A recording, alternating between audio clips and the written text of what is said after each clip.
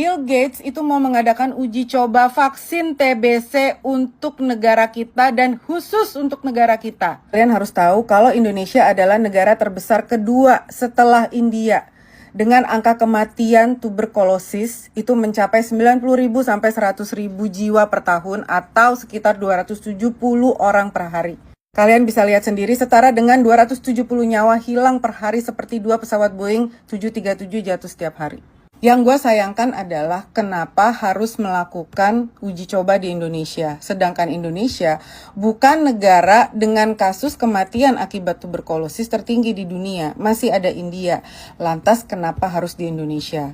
Yang kedua, kita sama-sama tahu kalau Bill Gates ini ditawari ya. Dia bukannya menawarkan diri, tapi dia ditawari untuk jadi Dewan Penasehat dari Danantara. Menawarkan kerjasama Trust Fund sebesar 16,4 triliun ke Bill Gates. Jadi Bill Gates itu kalau mau jadi Dewan Penasehat harus mengucurkan dana sebesar itu. Dilansir dari Tempo 2 jam yang lalu, anggota DPR sambut baik uji coba vaksin tuberkulosis Bill Gates di Indonesia.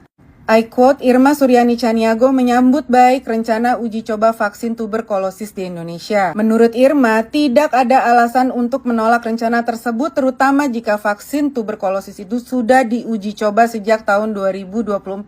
Menurut saya, jika vaksin ini sudah memenuhi ketentuan uji klinis dan berhasil, kenapa tidak? Dengan demikian, menurut Barbara, sangatlah tepat dan bijak apabila para anggota DPR yang mendukung uji coba ini menjadi volunteer gitu ya, pertama sebagai test subject dari Bill Gates ini, karena mereka sangat yakin gitu loh.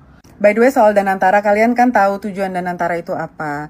Dan ternyata diam-diam ketika kita lagi heboh masalah ijazah palsu, ternyata sudah disahkan Undang-Undang Nomor 1 Tahun 2025 tentang BUMN. Yang mana kalau kalian cek di pasal 9-nya, di situ menyatakan bahwa secara eksplisit direksi dari BUMN itu tidak dapat diperiksa oleh KPK, guys. Yang mana kalian bisa lihat sendiri bahwa direksi BUMN itu diklasifikasikan sebagai bukan penyelenggara negara, jadi tidak bisa diperiksa oleh KPK. Namun kan kita sama-sama tahu kalau Danantara sendiri menyampaikan mereka itu secara internal akan mengaudit direksi-direksi dari BUMN ini gitu. Jadi kalian gak boleh suudzon, harus percaya sama pemerintah kita, percaya sama negara kita, dan kita percaya bahwa vaksin tuberkulosis itu ya memang sudah diuji dan siap untuk disebarkan kepada kita semua gitu ya.